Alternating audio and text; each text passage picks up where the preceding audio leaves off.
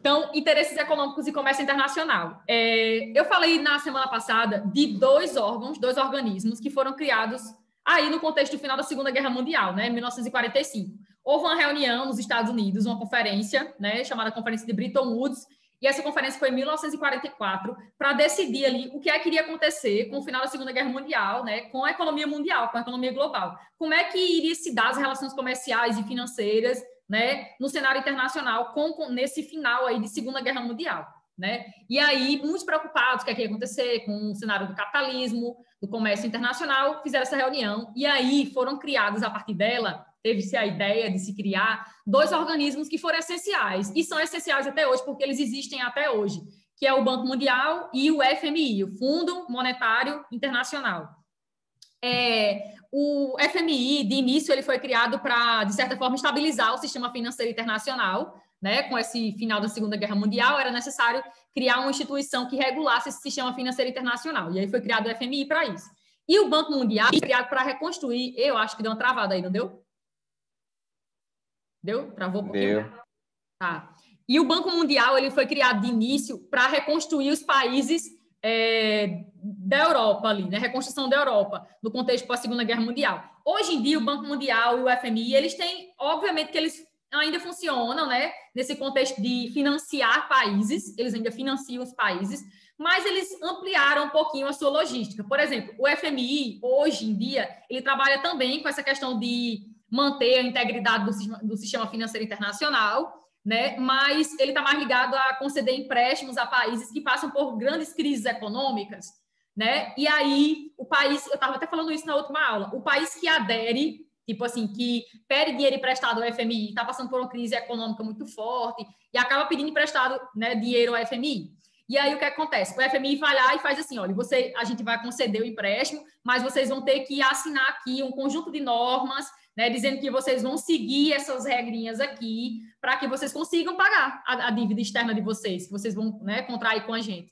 Então, você tem que assinar lá algumas normas, tem que promover essas normas no seu país, como, por exemplo, gastar menos com saúde, educação, segurança, arrecadar mais imposto do que gastar dinheiro, promover ali aumentos salariais abaixo da inflação, aumentar o preço de algumas coisas para tentar arrecadar dinheiro e pagar a dívida. Sendo que, na verdade, quem acaba pagando a dívida dos países, né, é o povo, são as pessoas mais carentes do país. Quem paga, quem arca com consequências são as pessoas, infelizmente. Mas o FMI ele vem com esses planos de ajustes estruturais, que os países que pedem dinheiro emprestado a ele, né, geralmente tem que fazer, né, seguir as regras ali do FMI para conseguir pagar a sua dívida. E o FMI, ele também tenta fazer com que o país ele se reerga, né? Ele consiga se reestruturar economicamente. Então, para que você se reestruture, você tem que seguir algumas regras. E as regras quem impõe é o FMI, certo? Mas, como eu falei, quem acaba pagando a dívida são as pessoas. Então, hoje em dia, as pessoas mais carentes do país. Hoje em dia, o FMI ele tem um alcance maior e ele está muito ligado a isso, né? A ajudar a socorrer os países que vivenciam crises econômicas muito severas. Tipo a crise de 2008, né, que ocorreu começou nos Estados Unidos, no sistema imobiliário de lá, vou falar já dessa crise, começou uma crise lá no sistema imobiliário. Essa crise se alastrou por bancos, instituições monetárias, financeiras, tanto os Estados Unidos quanto do mundo todo. Atingiu a Europa, atingiu a América, né, toda, atingiu a Ásia, atingiu o mundo, essa crise financeira que começou nos Estados Unidos. Porque o efeito ali dominó, né, quando a crise começa na maior economia do mundo, acaba afetando o mundo inteiro, porque aquele país ele desempenha um papel muito significativo na economia global, porque ele mantém transações comerciais, seja de exportação ou de importação, com praticamente todas as áreas ali do globo. Então, ele é muito importante. Então, quando começa uma crise lá, acaba afetando o mundo todo. E o FMI socorreu muitos países, inclusive os países que são considerados PIGs na Europa, que são a sigla para Portugal, Itália, Irlanda, Grécia, devo estar esquecendo algum, não sei qual que eu estou esquecendo, Espanha, falei Espanha? Enfim, ele socorreu alguns países ali que vivenciaram crises severas mesmo, a partir de entre 2008 e 2010, né, crises bem severas. Aí o FMI socorreu esses países, ajudou a criar lá meio que um organismo de reconstrução para esses países e ajudou, né? Mas, contanto que esses países assinassem ali um conjunto de regras. A Grécia foi um país que sofreu muito e vem sofrendo até hoje por causa dessa crise de 2008, que começou nos Estados Unidos e atingiu a Europa. Então, o FMI está muito ligado a isso. O Banco Mundial, de início, foi criado, como eu falei, no contexto nesse contexto final da Segunda Guerra Mundial, para reconstruir os países da Europa, né? Principalmente a parte da Europa mais desenvolvida, rica, que é a Europa Ocidental. Foi criada para isso. Hoje em dia, o Banco Mundial ele conta com auxílio financeiro em vários segmentos, né? Não somente na questão de ajudar porque está vivenciando ali uma crise financeira, não. Geralmente o FMI não tá, o Banco Mundial, perdão, ele não está muito ligado a isso, não. Ele está ligado a promover programas de infraestrutura nos países. Um país que passa por uma grande catástrofe natural, sei lá, um grande terremoto, um tsunami que alastrou o país, devastou várias cidades. Enfim, geralmente ele está ligado a muito essa questão de reconstruir, de infraestrutura, a criar projetos em áreas sociais para ajudar aquele país a se reerguer. Quem está mais ligado à questão de crise financeira é o FMI. O Banco Mundial é mais ligado à questão de infraestrutura dos países. Ok? Mas também financiando, né? Criando aí sua dívidazinha externa para os países. Uma das principais instituições do Banco Mundial é o Banco Internacional para a Reconstrução e Desenvolvimento, o BIRD, que é o banco aí que vai ceder, né, esses empréstimos para a reconstrução dos países. Na fase atual da globalização contemporânea, a partir de 1980, o FMI começou a impor programas de reajuste estrutural aos países periféricos, mais pobres do globo. Como, por exemplo, quando o país pede dinheiro emprestado ao FMI, ele vai lá e diz, olha, a gente empresta, mas vocês vão ter que fazer isso aqui. Equilíbrio fiscal, redução de gasto público e privatização de empresa estatal, com o objetivo de liberalizar o comércio externo, fazer com que aquele país se abra para o mercado internacional, comece a atrair investimento estrangeiro, mas sabendo que ele vai perder um pouco sua autonomia, né? Porque ele vai começar a se abrir para empresas estrangeiras e para ali, e vai começar a, de certa forma, privatizar muitas empresas estatais. O FMI não é uma coisa muito legal, não. Vocês não imaginem que isso é uma coisa muito boa, não, porque não é uma coisa muito boa, não. Certo? É um socorro que é dado, mas... Olha, FMI parece não ser tão bom quanto a pessoa por tudo que faz. Legal, não. É aquele amiguinho que lhe ajuda, mas assim... Ele ajuda, mas está com, entendeu? Dando ali a lapada nas costas. Mais ou menos isso, sabe? Ele ajuda, mas você vai ter que seguir suas regras, e as regras não são coisas muito benéficas, não. Não são coisas boas, não. Outro organismo que também foi criado aí, mentira, foi criado há pouco tempo, não. Ele foi criado no final do século XX. Mas já existia um outro organismo antes dele, que ele veio para substituir. Como assim, mulher? Você está falando coisa que eu não estou entendendo. Em 1947, foi criado um organismo para se regular o comércio internacional. O comércio, ligado ao comércio, que foi o GATT, o Acordo Geral de Tarifas e Comércio. O GATT, ele foi criado em 47, e em 95, ele foi substituído pela OMC, Organização Mundial do Comércio. A OMC é mais recente, mas é como se já existisse, né, uma espécie de OMC, que era o GATT, esse acordo aí para se decidir sobre tarifas comerciais mundiais, né, para facilitar a exportação de produtos e a importação de produtos entre os países do globo. Já existia esse GATT e em 95 foi ampliado aí, ele parou de existir, né, e foi criado a OMC. A OMC, a Organização Mundial do Comércio, ela atua da seguinte maneira, através de rodadas de negociações entre os países do globo. Ah, professor, então quem faz parte da OMC são todos os países do mundo? Acredito que todos os países do mundo, não olhei, não fiz uma pesquisa para olhar quantos membros fazem parte da OMC, mas acredito que são quase todos. Vamos olhar aqui para a gente ter certeza, né, não falar coisa que a gente não tem certeza, porque eu detesto isso. Ei. Foi, 164, está dizendo aqui. Olhei esse nome em Rodada de Doha, eu lembrei de Doha. Doha no Catar. Hã? Lembrou de Dora? Não está dizendo Rodada de Doha? Sim. Lembrou de Dona Dora? Eu lembrei da Doha. Não, restaurante tem aqui. Oh, meu Deus. Aí é Doha no Catar.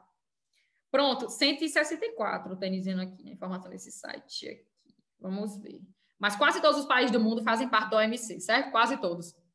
Porque é a instituição maior ligada ao comércio mundial. Então, assim, se você quer, de certa forma, fazer parte de negociações que envolvem o mundo todo, você tem que entrar na OMC, né, para fazer parte dessas negociações. Para, de certa forma, ganhar alguns benefícios, talvez. Porque, na verdade, a OMC, ao longo do tempo, desde que ela foi criada, em 95 para agora, ela vem mais favorecendo os países mais ricos do que, de certa forma, promovendo uma maior um maior equilíbrio entre eles, entre as economias mais ricas, as intermediárias e as, né, ali mais pobres do globo, as periféricas. Mas um dos pré-requisitos do MC seria meio que ajudar aí os países intermediários, emergentes, os semiperiféricos e os periféricos a não se prejudicarem tanto nesse cenário internacional que os países centrais dominam, né? Por exemplo, os preços das commodities, das matérias-primas, são determinadas pelos países centrais. O OMC deveria tentar regular isso aí, para fazer com que os países mais semiperiféricos e periféricos não saiam perdendo no comércio internacional. Eles deveriam fazer isso. A OMC deveria fazer isso. Mas, na prática, ela não vem desenvolvendo isso, não. Ela atua através de rodadas de negociações, onde representantes de países participam, né, para decidir ali coisas em prol deles, né, em prol de todos. A rodada mais recente que a gente tem é a rodada de Doha, que não teve bons resultados, começou em 2001 e não teve bons resultados. Já tiveram outras rodadas de negociações antes, como a rodada do Uruguai em 86, 94 e a rodada do Milênio em 99. E em 2001, essa rodada está sendo falada até hoje, a rodada de Doha, no Catar. Essa rodada de Doha... O que foi essa rodada de Doha? Essa rodada de Doha, ela tentava reduzir ali um pouco as diferenças entre os países periféricos, semiperiféricos e os centrais, para, de certa forma, acabar um pouco com o protecionismo que os países centrais dão aos seus mercados. Protecionismo, como assim, Ana Beatriz? Muitos países desenvolvidos, quase todos fazem isso, os países centrais, eles acabam protegendo muito seus setores financeiros. Tipo, como assim? Subsidiando a produção interna e aumentando os impostos sobre os produtos que vêm de fora. Ajudando a produção interna, tipo assim, a fazer com que os produtores internos consigam produzir mais e mais barato, que eles ajudam, financiam a produção, e os produtos que vêm de outros países, semiperiféricos, periféricos e até centrais, que vêm de fora, para dentro deles, acaba chegando lá com imposto mais alto. E aí fazendo com que as pessoas lá de dentro comprem os produtos que são feitos lá dentro. E tornando os produtos deles mais competitivos no cenário internacional, mais baratos, porque eles subsidiam a produção. Isso é protecionismo. A rodada de Doha queria, de certa forma, acabar com esse protecionismo ou reduzir esse protecionismo, principalmente no setor agrícola, que isso é muito feito no setor agrícola, mas ela não conseguiu. Em 2013, foi feita aí uma negociação dessa rodada de Doha, conhecido como Doha Light. Foi feito um acordo chamado Doha Light. Light, porque não conseguiu realmente fazer tudo que a rodada de Doha queria fazer. E aí eles promoveram uma Doha Light. O que é que essa Doha Light dizia? Na questão agrícola, os países se comprometeram, a reduzir os subsídios às exportações. A ajuda financeira que cada governo dá internamente para suas empresas. Queria reduzir isso. Porque acaba que quando nem todos os países conseguem fazer isso, só os países centrais conseguem subsidiar a produção interna, né, para fazer com que aquele produto ali interno se torne competitivo a nível internacional, mais barato, né? E aí nem todos os países conseguem fazer isso, acaba que os países semiperiféricos e periféricos não conseguem competir com esses países. Também foi decidida uma isenção crescente das tarifas alfandegárias para os produtos procedentes dos países menos desenvolvidos, ajuda ao desenvolvimento. O que é isso? Quer dizer que também foi firmado um acordo para que os produtos que vêm de países periféricos e semiperiféricos, menos desenvolvidos, chegassem nos países centrais, mas de forma com isenção de imposto, certo? Produto realmente ali barato, que as pessoas conseguissem comprar e promovesse um comércio desses países mais pobres. Porque o que acontece na prática é que muitos países centrais aumentam o imposto desses produtos que vêm de fora e aí eles não conseguem vender. Como eu falei, quem dita o preço da matéria-prima, desses países mais pobres, são os países ricos. E acaba que o produto deles se torna caro e não se torna uma coisa competitiva a nível internacional. Quem acaba ganhando ali são os países centrais. E a facilitação de intercâmbios com a redução da burocracia nas fronteiras. Burocracia para a entrada e saída de produtos. Isso foi uma coisa que foi assinada, mas não foi uma coisa que foi feita na prática. Peraí, a Doha Light, então, foi algo que fizeram com a intenção de ajudar os países semiperiféricos? Semiperiféricos e periféricos.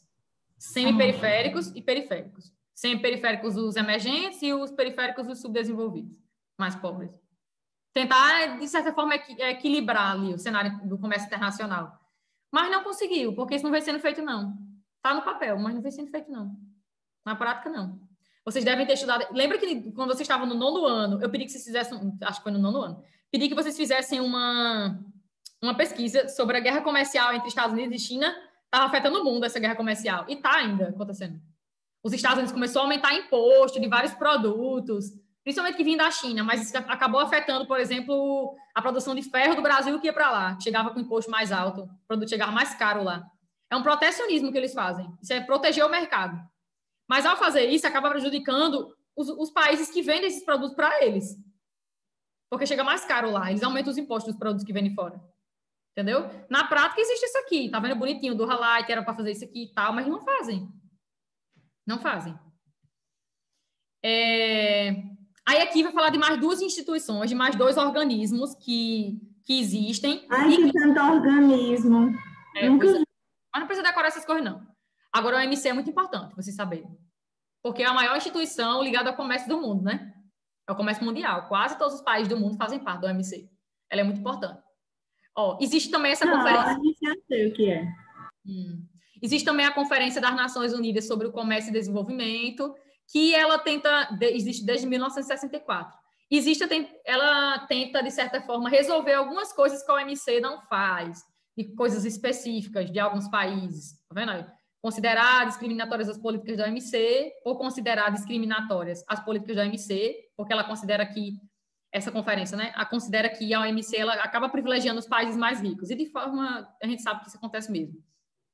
Esses países se apoiam na UNTACT para negociar com os países ricos. Mas não é uma instituição, isso não, é uma conferência, né? Não é uma coisa assim tão importante quanto a OMC. E a OPEP é a Organização dos Países Exportadores de Petróleo. Existe também até hoje essa organização. Essa organização é dos países que são os grandes produtores e exportadores de petróleo, né? Eles decidem muita coisa a nível internacional. Por exemplo, sobre o preço do barril do petróleo, reservas de petróleo, comércio do petróleo internacional. Eles podem provocar, essa galera aqui tem o poder de provocar uma crise econômica global. Eles têm um poder para isso. Eles, do nada, podem aumentar aí o valor do barril do petróleo ou diminuir drasticamente e acabar afetando o comércio internacional, porque depende, né? É a fonte de energia mais utilizada no mundo. Então, eles têm esse poder, os países da OPEP. Tipo assim, o Oriente Médio, que tem muito petróleo. Todinho dentro da OPEP. Deixa eu terminar. Sim, prosseguindo. Tipo, o Oriente Médio, que tem muito petróleo, quando ele vai exportar, essa OPEP pode interferir? Quando ele vai exportar? Sim. Se o quê? Pode. Sim. O Oriente Médio, ele exporta, porque é um dos que mais produz. Tem as maiores reservas também. Aí eu perguntei. Tem grande importância dentro da OPEP, esses países. Arábia Saudita, Irã, Iraque, Kuwait, Emirados Árabes Unidos, Catar. O próprio Israel também tem muita importância. Porque são grandes produtores, né? Está na área ali muito rica em petróleo. E que mais? OPEP, agora crises econômicas e comércio internacional. Eu disse que ia chegar uma parte do livro que ia falar sobre a crise imobiliária de 2008, né? Começou nos Estados Unidos. O que é que aconteceu nos Estados Unidos em 2008? Primeiro que, para entender a crise de 2008, eu tenho que saber que essa crise ela começou no sistema imobiliário, ou seja, de compra, venda de imóveis, de casa, entendeu? Ela começou nesse setor. Sendo que acabou que esse setor, ele está ligado a bancos, a instituições financeiras, a toda uma logística financeira, né, do país, dos Estados Unidos. Nessa época, 2008, estava bombando lá os empréstimos subprime. O que é isso, empréstimo subprime? São empréstimos de risco. É você conceder empréstimo a uma pessoa sem ter a certeza que aquela pessoa vai lhe pagar. Tá entendendo? São empréstimos de risco. E aí, imagine uma coisa, muitas pessoas, nessa época aí, lá em 2001, como o livro de vocês está mostrando aí, ó, lá em 2001, estava muito comum lá nos Estados Unidos uma baixa dos juros, então estava muito bom de você pedir dinheiro emprestado. Os juros começou a baixar um pouco, as pessoas, opa, que legal, posso pedir dinheiro emprestado para comprar meu imóvel e tudo mais, beleza, posso. Os juros começou a baixar e, de certa forma, as pessoas que não ganhavam tão bem no país tinham agora a possibilidade de pedir dinheiro emprestado e comprar um imóvel, alugar um imóvel, enfim. E aí começou esses empréstimos subprime, né? Os empréstimos de risco, para pessoas que têm a renda mais baixa, renda média, e que não se tinha noção de que essas pessoas poderiam pagar. E o que aconteceu? Deu merda. Deu merda porque começou a haver um aumento significativo desses empréstimos, muitas pessoas não tiveram condições de pagar, e aos bancos, às instituições financeiras, e aí começou a haver muita inadimplência, pessoas não conseguirem pagar, e muitos bancos, muitas empresas chegaram a falir, chegaram o fim da linha, né, no fundo do poço. Muitos bancos foram ajudados pelo governo dos Estados Unidos, né? O governo entrou maciçamente na economia para ajudar. Lembra que isso aí já é o contexto do neoliberalismo, né? A gente vive no mundo neoliberal. A maior parte dos países do mundo, né, adotam o sistema neoliberal, que é esse sistema onde o Estado intervém na economia em momentos de crise, mas geralmente o mercado ele é controlado por uma mão invisível, entendeu? O mercado se autorregula, que a gente sabe que isso é uma farsa, mas enfim, existe a mão invisível ali controlando o mercado e o Estado ele só comanda a economia em momentos específicos no neoliberalismo. São momentos de crise financeira, como essa dos Estados Unidos aí, que começou em 2008, no final de 2008. E aí o Estado entrou na economia, ajudou a reerguer alguns bancos e tudo mais. O índice de desemprego aumentou muito, né? Em muitos países, inclusive nos Estados Unidos. Até aqui embaixo está falando um pouquinho dessa questão do índice de desemprego. O desemprego também aumentou nesses países e atingiu patamares acima de 8% da sociedade. Nos Estados Unidos, eles conseguiram se reerguer rapidinho, mas essa crise ocasionou transtorno significativo na Europa. Como eu falei da Grécia, né, que foi um dos países que mais sofreu, Espanha também sofreu muito, Portugal sofreu muito, Itália sofreu muito com essa crise de 2008. E atingiu também aqui, né?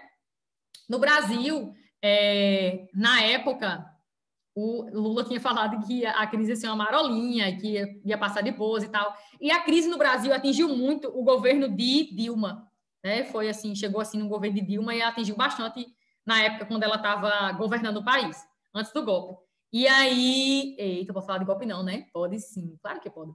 E aí, aqui houve um princípio de crise econômica, mas aí conseguimos se reerguer um pouquinho e tal, e aí veio 2016, veio o impeachment, enfim, aí o país começou a entrar numa recessão econômica, e aí passou 2 anos muito difíceis, veio 2018, aí entrou, né, um novo representante no chefe do executivo, e aí a gente já começou em crise, e aí veio a pandemia em 2020, e aí aumentou ainda mais, e hoje a gente está meio que no caos, né? Está ocorrendo no Brasil uma fuga de dólares.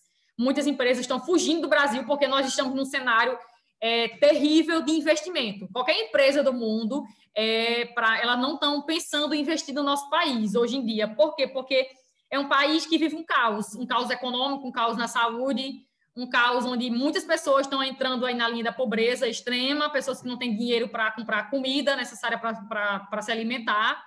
E as empresas, quando veem esse cenário, elas fogem. É isso que está acontecendo no nosso país hoje, certo? É isso. Vocês devem estar acompanhando aí notícia, tipo, empresa tal decide fechar a sua fábrica no Brasil e ir para outro país. Geralmente as automobilísticas, né? Estão fugindo, principalmente essas automobilísticas estão dando fora do Brasil. Resolveu fechar suas fábricas e vai para outro país. Por quê? Porque elas não querem ficar aqui. Quando a empresa essas empresas grandes, notam que um país está vivendo um caos como o nosso, elas não querem ficar por último, elas querem dar o fora. Elas querem dar o fora o mais rápido possível. Não vai ter pessoas para nem consumir seus produtos aqui, né? Se as pessoas não têm uma renda, não têm ali como viver, elas vão comprar os produtos delas? Não vão. O cenário fica caótico. Então, é isso. Nosso cenário é esse. Estou falando tão, né? Mas, enfim, é isso. É horrível. Que mais? Falei. Aqui vai dizer que os países dos BRICS, Brasil, Rússia, Índia, China e África do Sul, não sofreram tanto com essa crise. Não sofreram tanto. A crise não foi tão forte nesses países. Certo? Mas o impacto, está dizendo que o impacto foi menor, mas não significa dizer que não sofreram, né? Menina, que tá vendo já essa. E o que mais? Falei da crise. Agora, comércio globalizado. Vamos lá.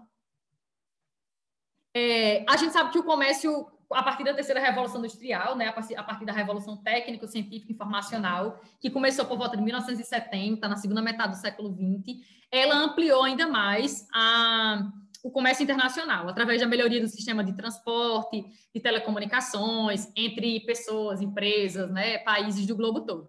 Então, nesse comércio internacional, o comércio internacional, ele vem sendo beneficiado pelas melhorias, né, desse contexto aí de terceira revolução industrial e na nossa globalização contemporânea. A globalização contemporânea, essa fase atual da globalização, que a gente está cada vez mais integrado, tem a ver com as inovações da terceira revolução, por isso que eu falei dela. Não tem como você falar da globalização atual, dessa fase de globalização atual, sem falar da terceira revolução, porque o que faz com que vocês me escutem agora, me vejam agora, são essas inovações da terceira revolução.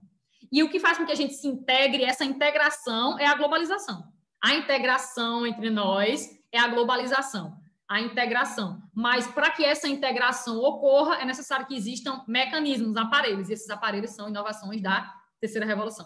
O comércio internacional ele também se beneficiou dessas inovações da terceira revolução e desse mundo globalizado, né, onde as empresas elas estão dispersas no cenário mundial, dispersas. Existe uma dispersão espacial da indústria, e essa indústria ela está dispersa por quê? Porque os países estão cada vez mais integrados. É a globalização que faz isso.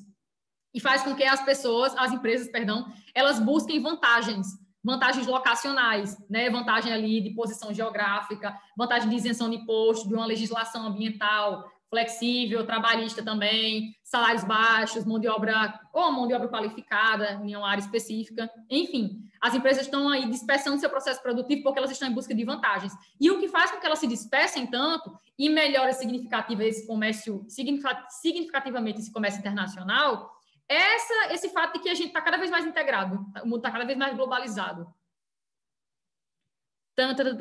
Mas nem todas as regiões do globo participam ativamente do comércio internacional, não. Não pense nisso, que isso acontece. Por mais que a gente esteja aí num mundo cada vez mais integrado, né, essa globalização faz com que o mundo se integre, tenha diminuído a distância e o tempo, né, entre pessoas, empresas e países, nem todas as fatias do globo, nem todas as regiões participam ativamente do comércio internacional. Olha os exemplos que o livro dá. Embora seja exemplo atrasado, né, que é aqui em 2010, os dados são de 2010, está em 2021, só 11 anos, só pouca coisa, né?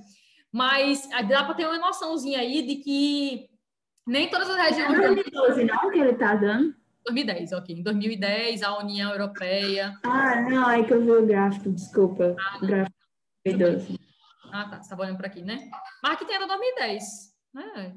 2003, 2010. Perspectiva aqui. E porcentagem. Real. Né? Quem mais participava do comércio internacional em 2010? Europa, né? União Europeia, principalmente, 34,6%. Aqui engloba 27 países. Seguido da Ásia, com 31,5%, principalmente por causa da China, da Índia, dos tigres asiáticos, do Japão.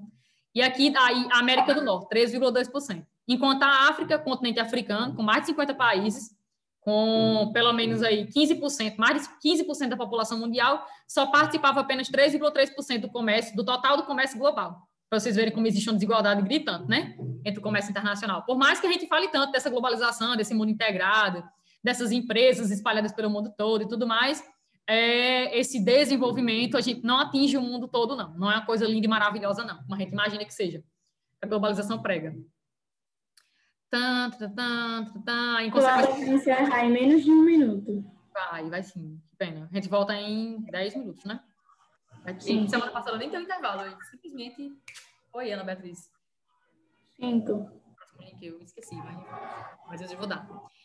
Em consequência da crise de 2008, a União Europeia e a América do Norte têm apresentado alguns déficits em seus balanços comerciais. Isso não vem ocorrendo mais hoje, não, né? Porque eles conseguiram se reerguer. Muitos conseguiram se reerguer já da crise financeira de 2008. Muitos. Inclusive,